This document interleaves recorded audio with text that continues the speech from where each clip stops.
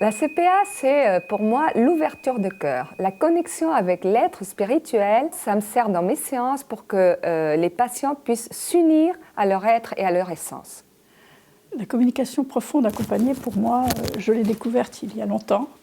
J'ai utilisé ce moyen, cet outil pour communiquer avec ma maman qui avait Alzheimer depuis 15 ans et qui ne pouvait plus s'exprimer. Et nous l'avons accompagnée ainsi jusqu'à la fin de sa vie. Ça a beaucoup aidé la famille. Même un des textes est ressorti et lu pour son enterrement. Alors la CPA pour moi est un outil de communication alternatif pour les personnes dont je m'occupe en maison de repos. Mais ça a aussi été, à titre personnel, une technique qui est venue me chercher dans mes profondeurs et qui a vraiment fait en sorte qu'aujourd'hui je sois en pleine transformation sur un chemin d'évolution. La CPA m'apporte de pouvoir être au plus proche de moi-même et de découvrir qui je suis réellement, de m'approcher au plus de ce que je pensais être et ne me permettais pas. Et maintenant, ça devient réel. La communication profonde accompagnée est un outil complémentaire dont je me sers en mémoire cellulaire, puisqu'elle permet de mettre un éclairage sur ce qui est inconscient. La formation de la communication profonde accompagnée m'a permis de faire un lien avec la pratique de la relation d'aide. Elle m'a permis d'être plus ancrée dans l'écoute de l'autre, d'être plus en lien, plus en relation avec l'autre, et a permis de mettre du vivant et une ouverture que je n'avais pas. Je suis donc allée plus loin, plus en profondeur, plus dans l'être. Martine, tu nous as dit l'autre jour que la communication profonde accompagnée était la thérapie de l'être. Est-ce que tu peux nous en dire un peu plus ? Oui, la thérapie de l'être dans le sens où, grâce à cette approche, on va avoir accès aussi bien au plan émotionnel, aux différents plans de la personne, et surtout, on va permettre à la personne de se mettre en lien avec son être profond, avec son âme, le soi, selon la terminologie de Jung, si bien qu'on va permettre l'harmonisation de la personne sur tous les plans.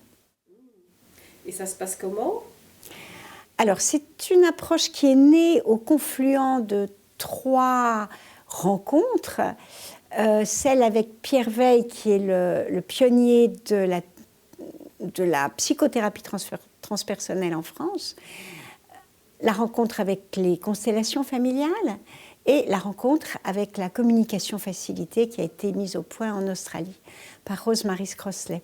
Donc, j'ai associé ces 3 rencontres tout en gardant comme pivot la communication facilitée, c'est-à-dire que avec ma main, en principe le plus souvent ma main droite, je vais accueillir la main gauche de la personne que j'accompagne.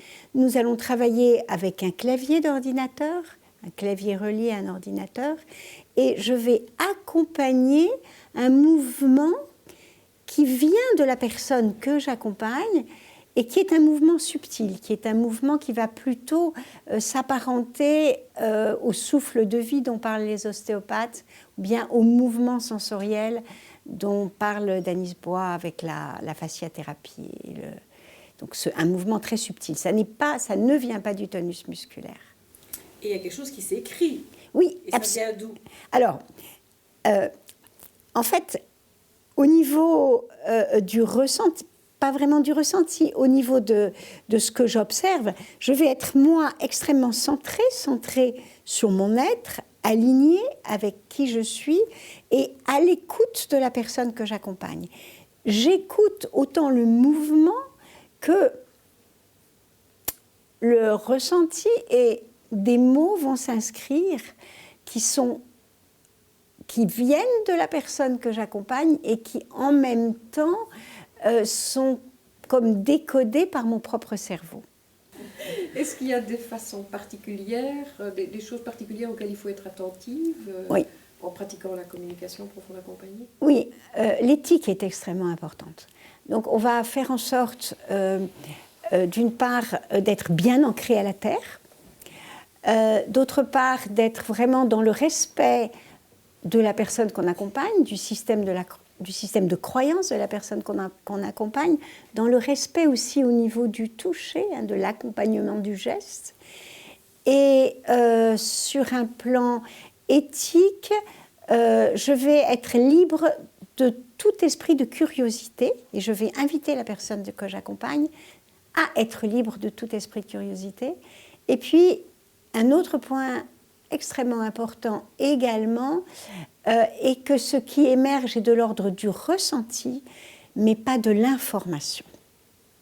Donc, on peut avoir accès à des mémoires personnelles, familiales, et lorsqu'on est en lien avec des mémoires familiales, c'est le ressenti qui émerge et qui s'est imprimé en tant que mémoire. Donc, ça n'est pas une information. Est-ce qu'il y a encore d'autres questions?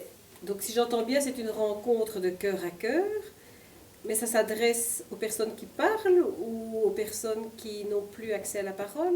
Essaye un petit peu de... Alors, en fait, c'est vraiment une rencontre de cœur à cœur, dans la mesure où nous travaillons paume de la main contre paume de la main, cette manière-là. Et en médecine chinoise, la paume de la main est une annexe du centre du cœur. Et nous allons vraiment travailler à partir du plan de conscience du cœur. Ça s'adresse à tout le monde. Personnes communicantes et également personnes privées de l'usage de la parole. Dans ce cas-là, ça va être un moyen alternatif de communication qui va permettre d'avoir accès aussi bien à des besoins concrets qu'à des ressentis profonds.